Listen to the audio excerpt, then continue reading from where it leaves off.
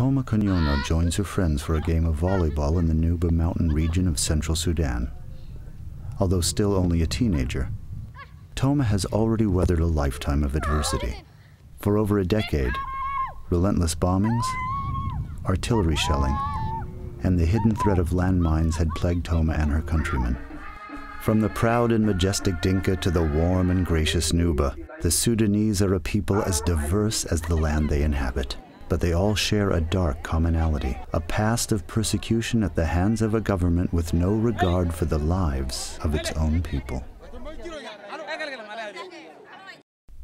In 2005, a peace accord was signed to ensure that this persecution would remain in the past. But in the wake of the conflict, the Sudanese faced a future of uncertainty. Years of oppression had taken their toll on the people and their way of life, and the task of rebuilding their respective societies seemed insurmountable. But they were not alone.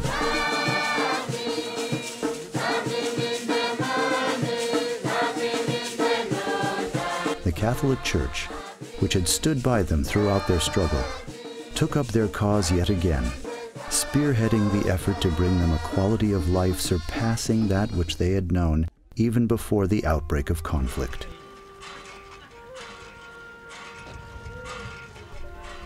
Today, Toma drinks fresh, clean water drawn from a well not far from her village.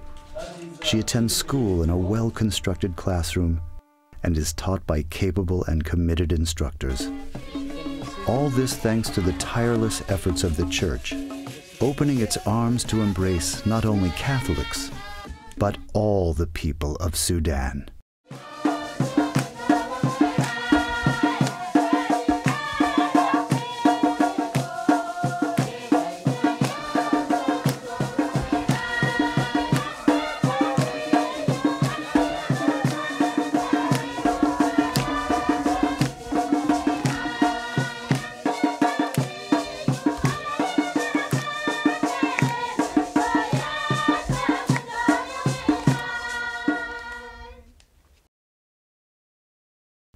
His Excellency Bishop Gassis celebrates Holy Thursday Mass with his flock in the village of Gedel. A native of the Sudanese capital of Khartoum, Bishop Gassis has shepherded the Diocese of El Obeid in central Sudan since 1988. The El Obeid Diocese spans a diversity of regions, each presenting its own unique set of pastoral challenges. Here, in the Nuba Mountains, located in roughly the central part of Sudan, Bishop Gassis has arrived from Kenya to spend Holy Week with the people charged to his care.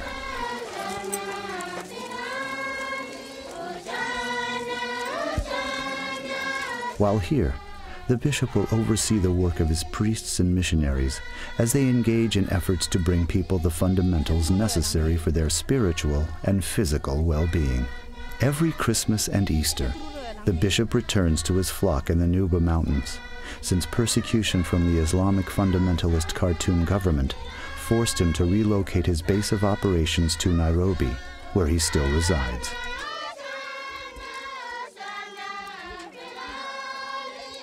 But this will be no ordinary pastoral visit. This Easter, the bishop will officially usher in the realization of a dream that was years in the making. An epic vision whose fulfillment would be marked by an event the scale of which is seldom seen in this remote part of Sudan.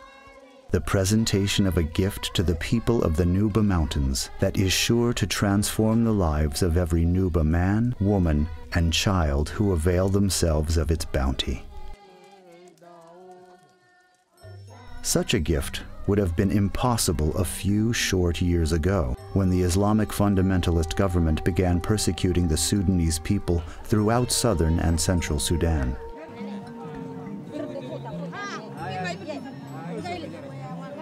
The state declared war on her own people, marking the beginning of a conflict that would last for years to come and claim millions of innocent lives. The conflict in the Sudan is not an economic conflict. It is racial in the first place and also religious.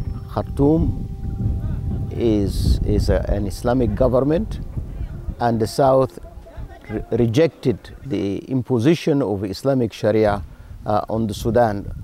It is a country which is multi-religious, multiracial, multicultural, and therefore there was a resistance to have these Islamic laws imposed on the whole country. So it was also racial, because in the north they are Arabs or Arabized, in the south and in the Nuba Mountains they are Africans, black Africans, with their own culture, with their own tradition, with their own traditional belief. So this conflict of both religion and race created hatred, and then it was added by the discovery of oil, because most of the oil was going up north and nothing was coming to the south, when actually the oil fields are in the south. Ethnic tensions and disputes over oil erupted into a violent war, claiming the lives of millions. The Islamic Khartoum government sent waves of persecution rippling over the Sudanese landscape, wantonly attacking peaceful, defenseless towns and villages throughout the country. Bombing raids and artillery fire terrorized the people ceaselessly. Landmines were strewn about the Sudanese fields by the thousands. Government troops and militias destroyed every human life with whom they came in contact. It was a nightmare that would last for 22 years, and the entire country would feel its effects. Toma Kanyona was attending school in the Nuba Mountains when a government bomber hovered in like a black cloud and unleashed a downpour of terror that stole the lives of several of her classmates. I was sent to Koda, St. Vincent Catholic Primary School. In 2000, we were bombed by the airplane, 2000. At that day, 15 people were killed by the bombing of the airplane. At that time, there was unrest. During the raids, no rest. They were always moving and dropping the bombs. We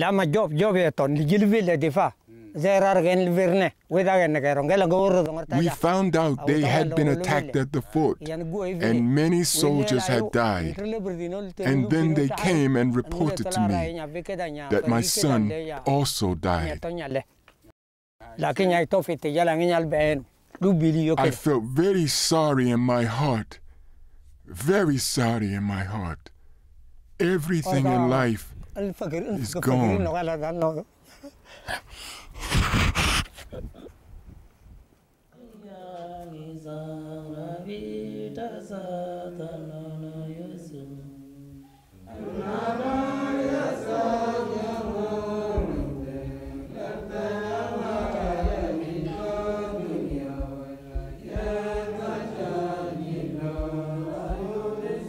Many more fathers would bury their sons, until the death toll numbered in the millions.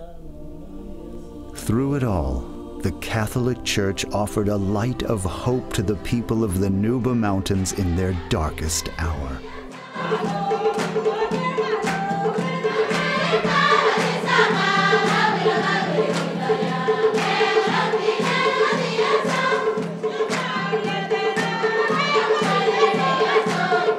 We were here during the time when people were isolated. Nobody came here, nobody. We were the only organization that came to stay with them. And when we were in danger of being wiped out by an enormous military force that was coming in, I had a lot of worry concerning my priests, and I wanted to send a flight to come and take them out, evacuate them. And the reply of my priests was, "Bishop, leave us to stay with our people. We give them hope, we give them strength. If we have to run into caves, we will go into the caves with them." People were, during the war, isolated, and only the church was the one responding to the needs of the people, both their spiritual and material life. And This parish was found here to take care of the people. Just to be with them is enough, I think, more than enough. They see in me kind of new life. And it also will be a challenge for them to see a priest among them, which means reformation, and which means reconciliation, which means penance, which means peace.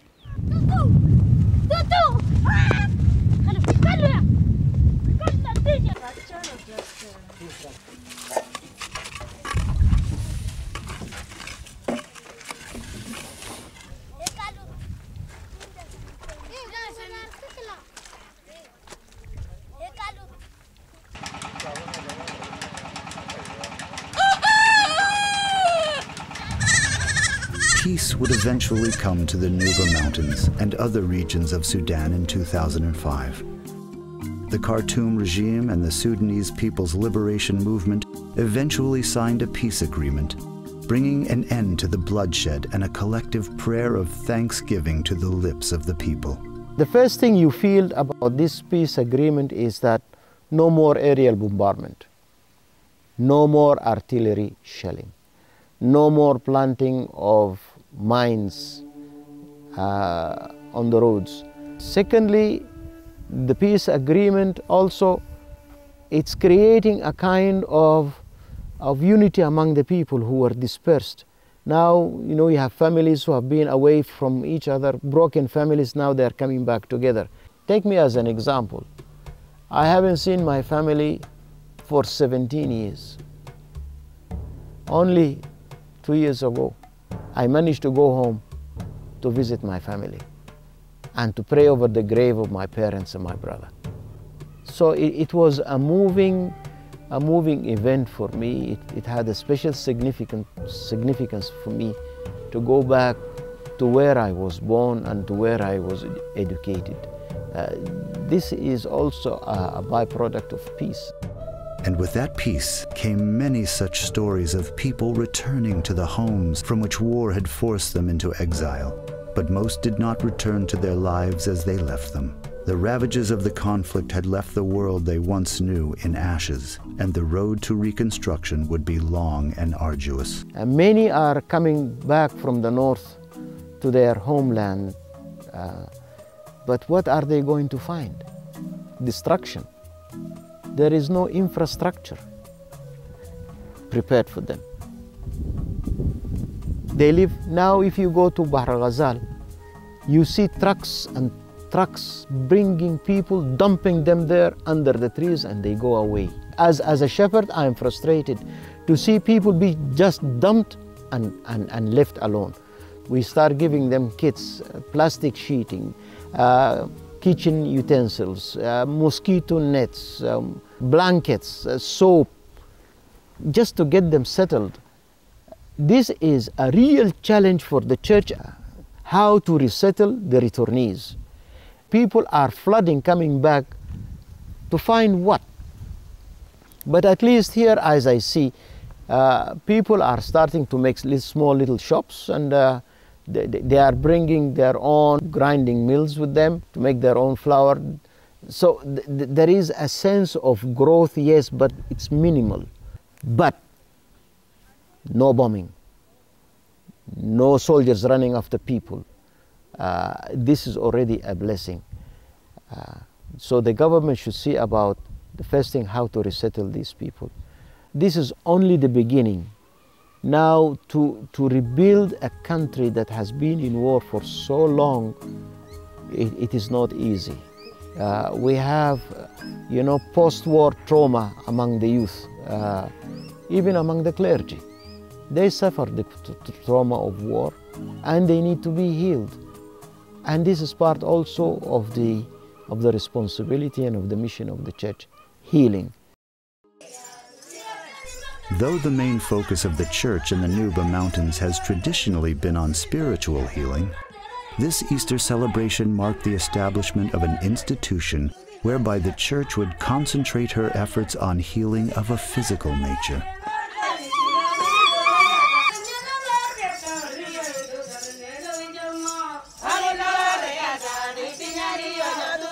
a Catholic hospital which began 4 years ago as a pile of earthen bricks now sits proudly on a patch of land in the heart of the Nuba Mountains, offering an unprecedented level of medical care to the people of the region. A grand ceremony was held to commemorate the opening of the hospital, attended by dignitaries and officials from across the country.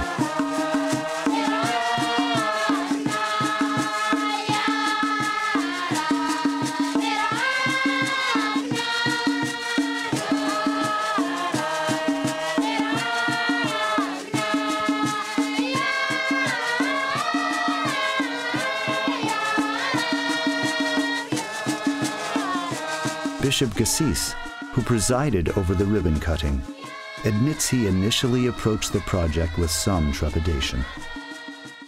I never had in my mind the intention of building a hospital, to be honest. The history of this hospital here in the Nuba Mountains actually came from the suggestion and the request of the governor and commander of the Nuba Mountains, who said that many NGOs come here and they offer to build dispensaries. Dispensaries, they don't solve the problem of surgery. If women need to have cesarean operations, where are they going to go? So he asked the church to take this challenge, and I took up this challenge, notwithstanding that I didn't have any money in my pocket for this kind of a project. This issue of the hospital, it was far away from my mind, and I prayed over it. I really prayed over it very hard. And I shared my worries with some of my friends, and they said, "Bishop, let us take it."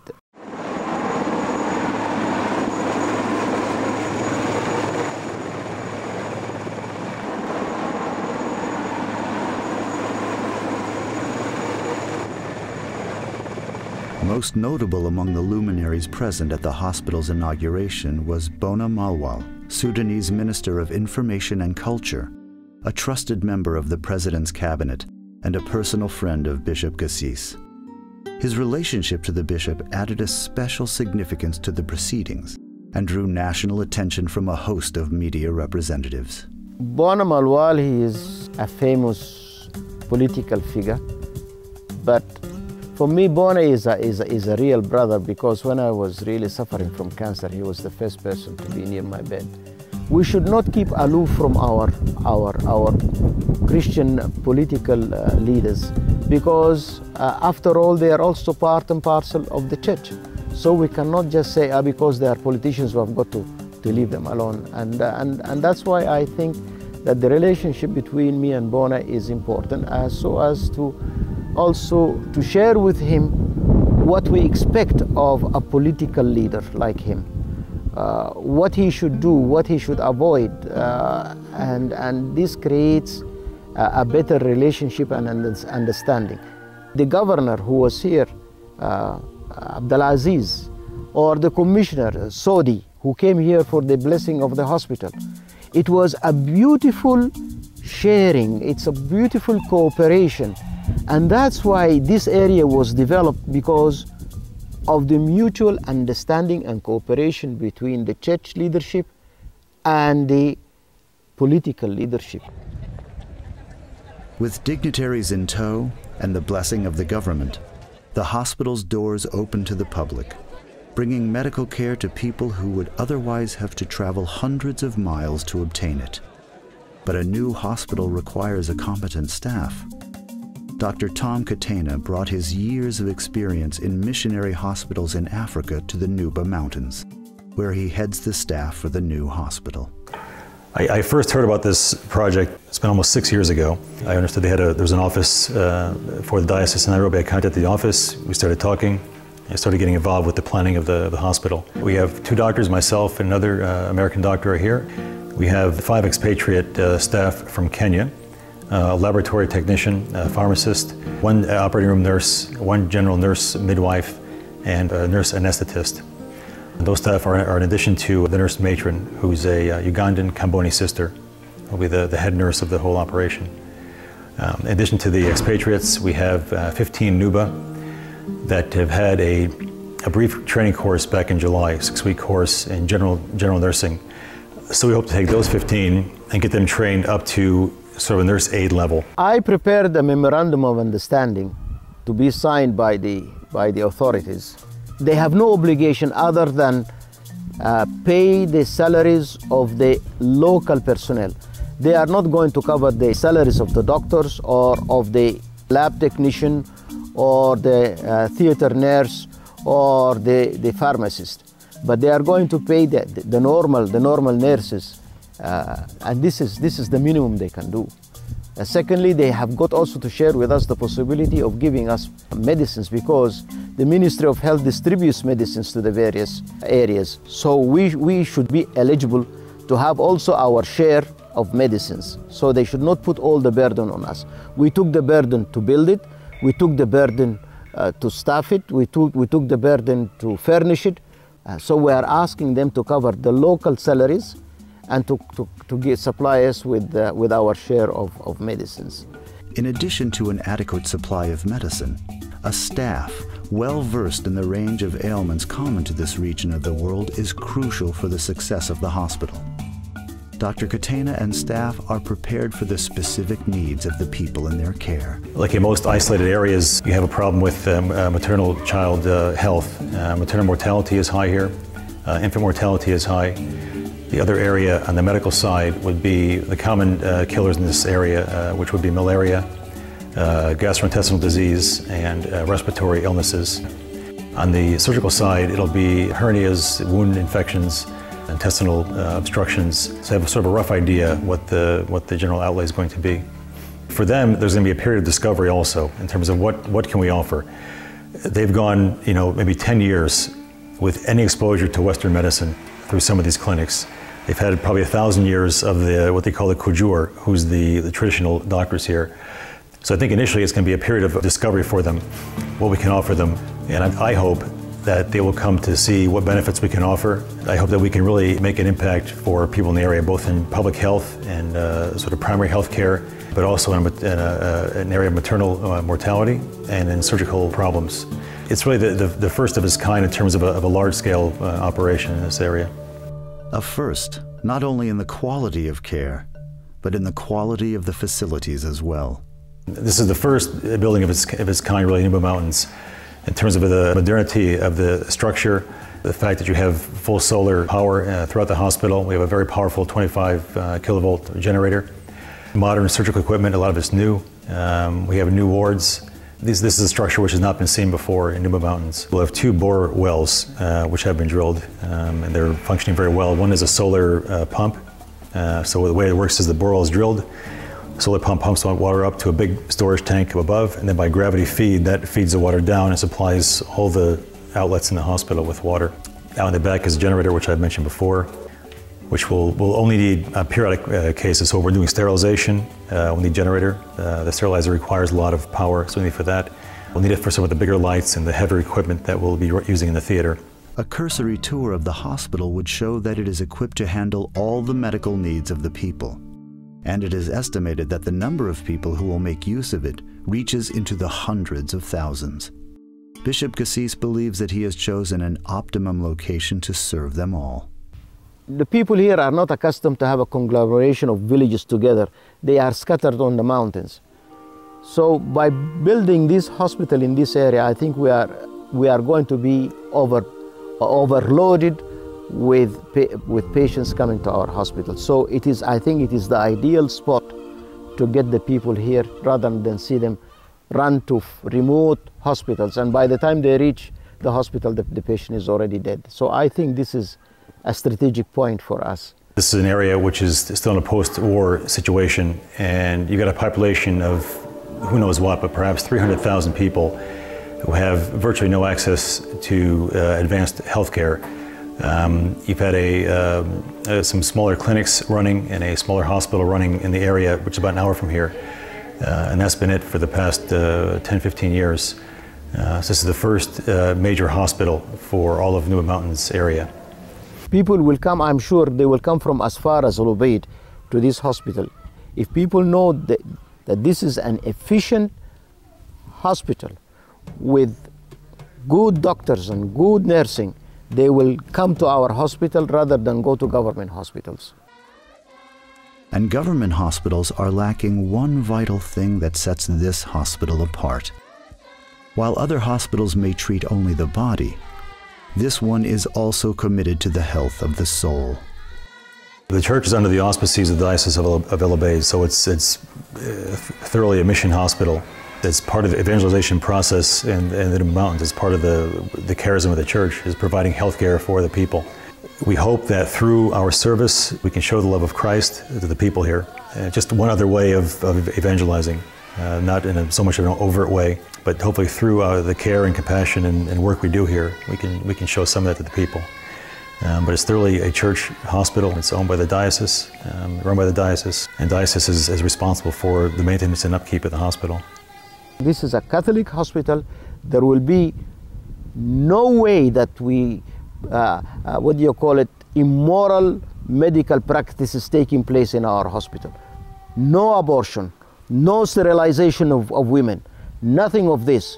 We have to respect life. We have to abide by the law of Christ, and this we are going to implement it right from A to Z.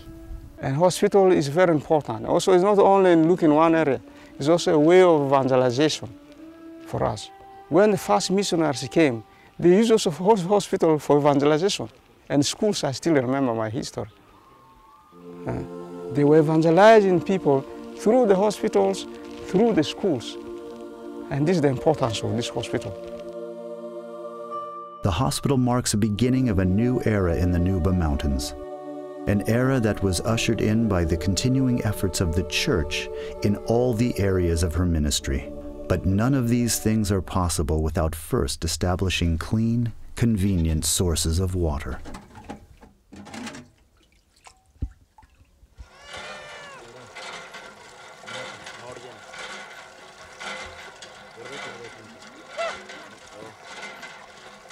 In a way, I am proud to say that the diocese is the leading organization in the supply of clean water to the people.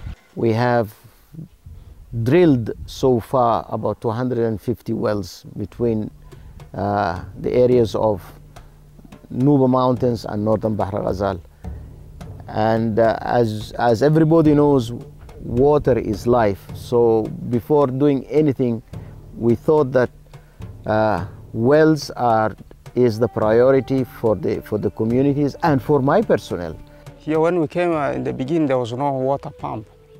We were drinking with animals down there. Where animals were drinking, that's where we were fetching water, down there.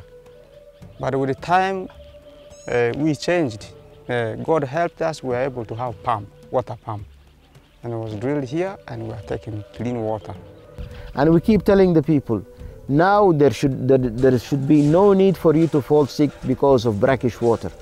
If you fall sick due to the water, it's because of your container which is dirty.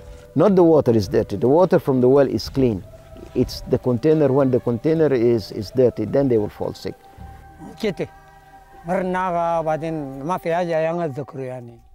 Before the church came to this area, the situation was not good at all, and the people were often sick. Nobody had clean water to drink before the church arrived here. So we hope to go ahead with this, activity of providing clean water for our people. I believe in it, and I'm always going to ask for more help to drill more wells for the people.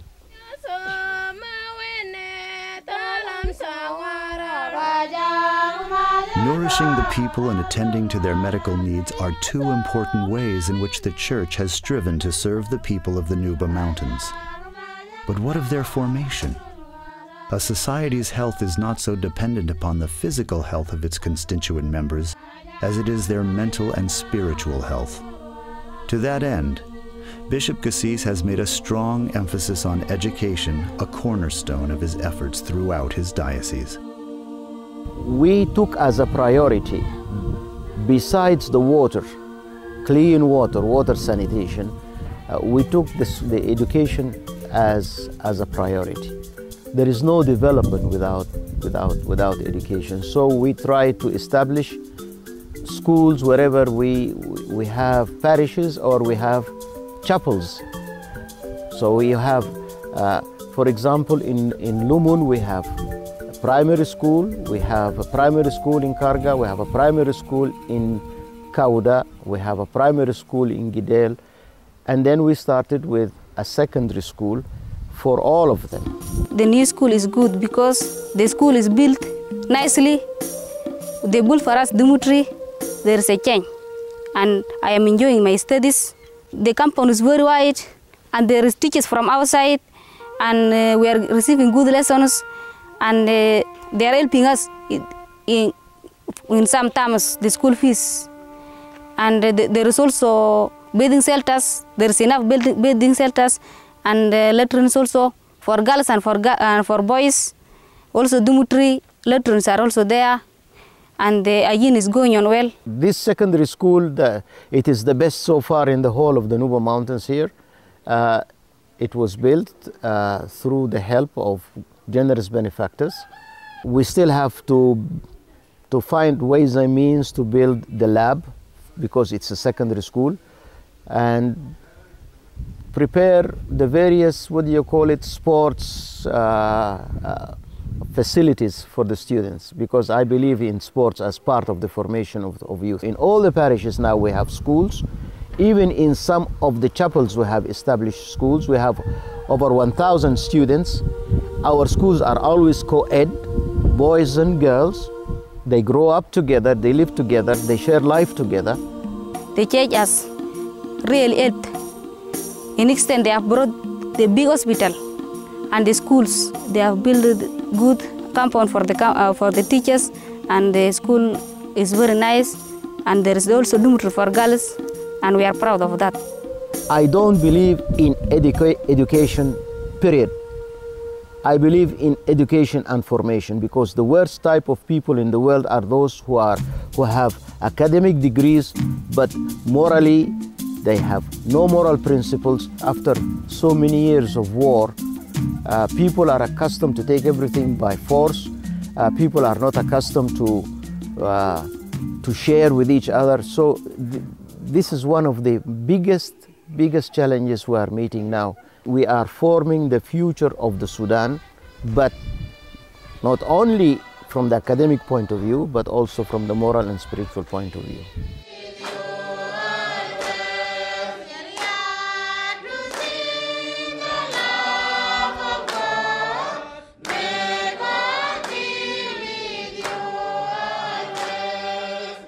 Providing formation and education for young women in Sudan presents a distinct set of challenges. Very often, girls are only allowed to attend classes up to a certain age before they are removed from school in order to be married off or take on household responsibilities. In other instances, the situation is far worse. When we were in Turale, the sister of Mother Teresa brought a young girl, and she said, this young girl here, she is the best student in the school, in the secondary school. Unfortunately, the boss or the governor wants to take her by force as his wife. And the girl doesn't want, she wants to continue her education. And usually what they do, if the girl doesn't want, they kidnapped her. That's the traditional way. They kidnap her and they take her away to him, and then that's it. That's now she's his wife. And the girl refused. Finally, we had to hide the girl from this man, and we saved her like that. This incident really moved my guests, and they said, what can we do for women?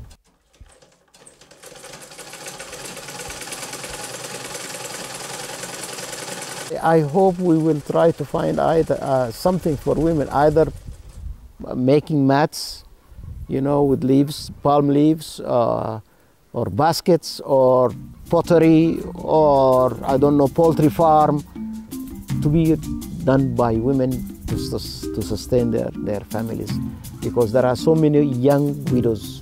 This war caused so many young widows, and also for the dignity of the women themselves, to say that they're doing something and they have an income. and not to depend on their husbands who maltreat them, or they just, you know, they treat them as the third wife or the 20th wife or the 50th wife.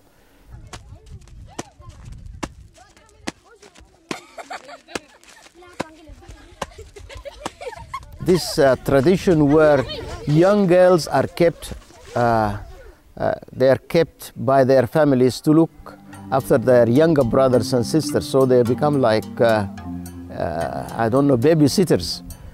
This is one of the challenges, to get the parents to understand that education is necessary for the future of their children. The commissioner, who is like a local governor in the area, came and requested that we should make a boarding house for the girls, not for the boys, for the girls. The reason for that is to protect the girls from being given in marriage once they finish their primary education. The parents, they are very poor, they can't allow you. They will say, you are a girl, you come back and get married at home. This is the problem here of studying. But we are being supported by coordinator. If you don't have school fees, they will allow you to continue with the studies. But some parents, they are not encouraging the education, girl education. They will allow you to go back and marry, and so that they can get the dowry. So now we have a secondary school with a boarding house for the girls. Eventually, of course, we are going to build a boarding house for the boys, but in a different location. So practically, this is the only facility in the area that would bring our boys and girls to a point where from here they can go to any university, whether in the Sudan or in neighboring African countries like Uganda or Kenya or Tanzania.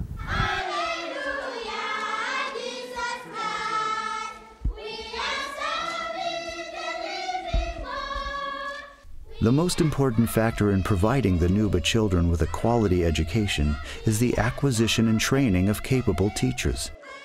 Of no less importance is the training of knowledgeable catechists to ensure them a proper education in the faith. Plans are underway for training centers to provide instruction to the instructors, for both teachers and catechists alike. The governor himself, he was the one who asked the diocese to establish a center for the formation of teachers. But I am going to establish the center not only for the teachers, but for the catechists and the teachers, because the catechists are also teachers. Now, the policy of the government is to have English as the medium of instruction in our schools. We are going to have here a difficulty. Our old catechists were formed in Arabic. We cannot pretend from people who are over 60 to study English again. This is for the young catechists. We can instruct them in English, but they should also have a knowledge of Arabic, because after all, we have to know also what people say on the other side.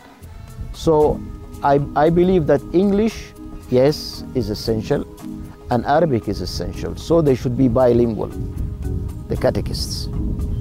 Secondly, they should have an in-depth formation. They should stay there for at least 3 years, intensive catechetical formation. They should study catechesis. They should know the scriptures, and then they come out as good leaders for their people. Likewise, the issue of teachers. So far, I'm getting teachers from Kenya. Do you think that the best teachers of Kenyan teachers, they are come and work with us? They will not. They will stay in their country. So we get the new graduates who have very little experience to come into the Sudan. So we have to pay their aerial transportation. We have to supply them with room on board, plus paying their salaries. But if I have local teachers, all this is, at least I'm going to save 50% of all these expenses, because I don't have to pay for their room and board. Yes, I'm going to pay for their salaries, but I'm not going to pay for their aerial transportation. Besides, it's good to have local teachers because they understand the mentality of the students.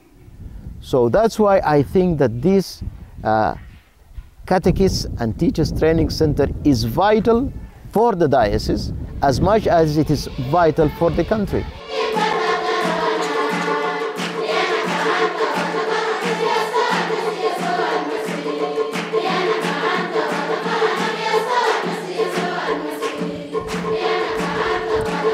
And certainly those most essential to the efforts of the Church in the Nuba Mountains are the clergy and religious, at once teachers, doctors, psychologists and mentors. Priests and religious provide the backbone to the many parishes and faith communities in central Sudan. But the harvest is plenty and the laborers are few. More missionary congregations are needed in the Nuba Mountains to expand the work of the Church and bring the message of Christ to everyone in the region. I don't have many of diocesan priests, to be honest. I have mainly the Apostles of Jesus, which is a religious missionary congregation established by the Kumboni missionaries, because Daniel Kumboni said, "Let us save Africa by Africans." And so these two Kumbonians, they started this congregation called the Apostles of Jesus to be evangelizers for their brothers and sisters in Africa. So now most of my personnel is from the congregation, missionary congregation of the Apostles of Jesus. I have only 2 or 3 diocesan priests, but I hope in the course of time, when the diocese will be reunited, we will have a bigger number of diocesan priests, and then we will distribute them with equity to the various areas in the diocese. But at the moment, I depend almost totally on the Apostles of Jesus as priests. As far as the nuns concerned, I have the Kumboni missionary sisters, and as I said, also the Precious Blood sisters.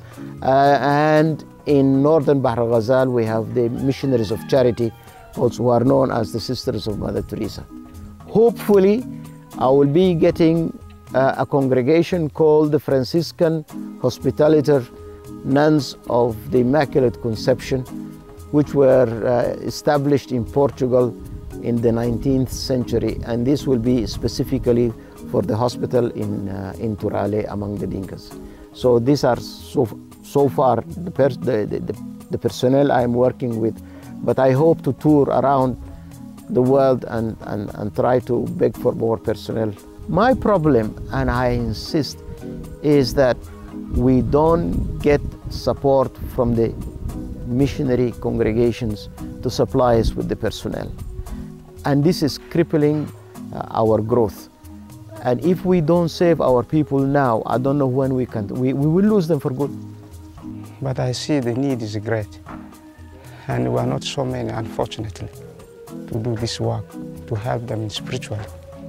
I sometimes feel even very much disturbed.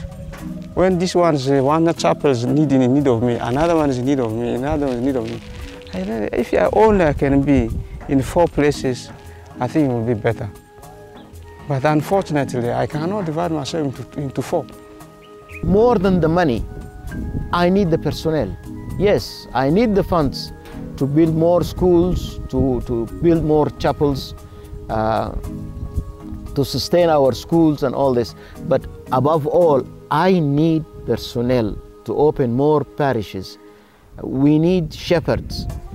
If we don't have shepherds, we are going to lose the sheep. But for the shepherds who now call the Nuba Mountains home, the work has already begun. The Church, through her various parishes, has made great strides in the region, enriching the quality of life for all the surrounding villages. I'm Father Francis Limiama of Lugi Parish. Lugi Parish is one of the parish of the Diocese of Olobeit.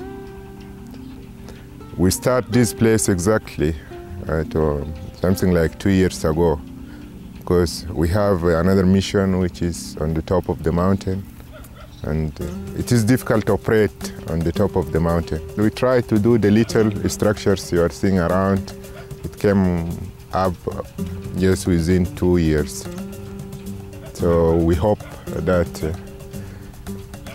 these structures, and with help of some good people to help us even to help people around here, because there is completely no NGOs, no governments, even helping people around here, except we church the little we have, and we try to help people here. I don't call them benefactors, I call them, and I don't call them donors, I call them partners. It sounds better. They are an integral part of the Universal Church. And so by helping us, we really established this parish of Gidel, for example. We used to move on foot. Now we have the cars around. Car can take us, and then all the time we're helping people. Coming at midnight and then taking to the hospital.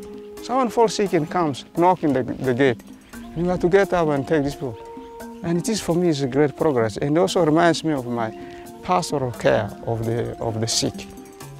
We care for the sick, and because we have the vehicles. God helped us and we are able to have the vehicles. And also mentality is changing. People are more appreciative because of the growing society in a positive side. People really appreciate church here because the way the church helps them, the way the church stands with them during the hard time, especially this during 15 years of war around here. We see this progress, solar panels we have here, also for the lighting system. And people are coming more aware, even imitating what we're doing and taking to their families. And even cleanness, keeping our common clean. And this helps so much to uplift our society. Anybody who would come here from the United States or from Europe, they would see what we have accomplished with what they have given us. Nothing is wasted. The church is the best way to implement projects because we don't use overhead expenses, running expenses. We put every single thing that we get for the good of the people. And the hospitals, because there are two now, the schools, the water wells, the educational systems that we are laying for the future, the apostolate that we are doing among the youth, the apostolate that we are doing among women. These are all fruit of the help of so many people who are participating with us in the rebuilding of the Sudan. It is often said that behind every great man is a great woman. Bishop Gassis would be the first to proclaim that the great man of Sudan is in fact Jesus Christ, and the woman behind him is Holy Mother Church. As members of the Church and as instruments of Jesus, the bishop, along with his priests and religious, have obediently carried out every task that our Lord has set before them. From providing the people with clean water and a solid education, to nourishing their physical and spiritual health, Bishop Gassis and his staff have followed Christ throughout Sudan, prayerfully listening to his will and fulfilling his every wish, no matter how ambitious or difficult it may seem. But what is our Lord calling them to do now? What are his plans for the future of the Nuba Mountains and Central Sudan? It may come as no surprise that his next undertaking may be a greater challenge than any he has faced thus far. We also have this idea of establishing a radio station for the Nuba Mountains. You know, the people here, they have their own transistor radios, and they switch on, you know, the BBC in Arabic or in English. They can reach the national radio Omdurman. At times they can reach also Radio Juba. But I think that the radio is an important facility to bring the social teachings of the church to our people, to bring also what you call moral instruction, spiritual instruction, news about the church all over the world. These are things that are necessary for our people, so they don't think that they are isolated.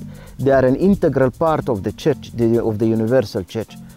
And it is also, it's a type of instruction and of education and formation. We chose the name Voice of Peace because we want to reach everybody. We want to be a means of bringing consolation and peace to our people who suffered so many years of war and of hatred. We are going to have one repeater to cover the whole of eastern Nuba Mountains, and then we will see tomorrow if we can extend it to the western mountains of the Nuba Mountains with repeaters. We have some difficulties, yes, we have some difficulties because notwithstanding that we have paid to an organization to bring us the mast and the multi-directional antenna, things just went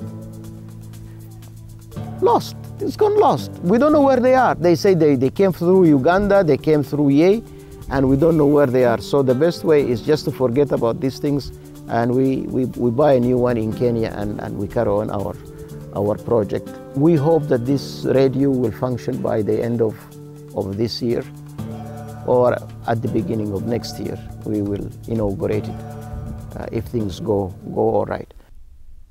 A radio station proclaiming the word of God in an area where a short time ago there was no clean water, no means of treating the sick, and no rest from the constant worry of genocidal attacks. Ambitious as it may seem, it is far from impossible.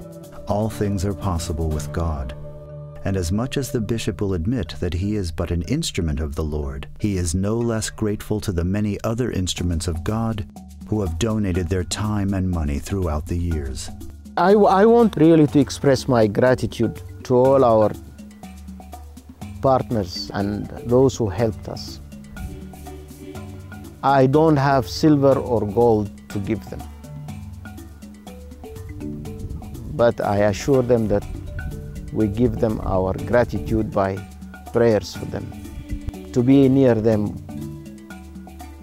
also with our suffering, especially in a post-war situation. There are so many challenges and hardships which we have to overcome, and we offer it also to them. So as we are still in the way of Via Crucis, if I might say so, we want to remember them, and this is our gratitude. I'm really very thankful for those people who has helped and the benefactors who have supported this area and make it the better place.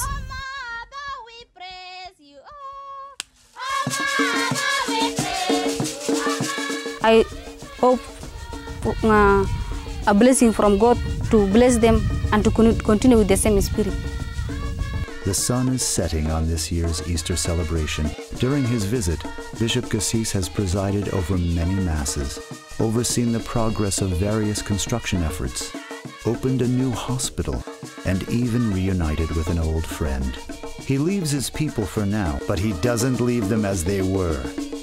The hope he has brought. Be sealed with the gift of the Holy Spirit. Peace be with you. The eternal hope of Jesus Christ will remain with them until his next visit and beyond.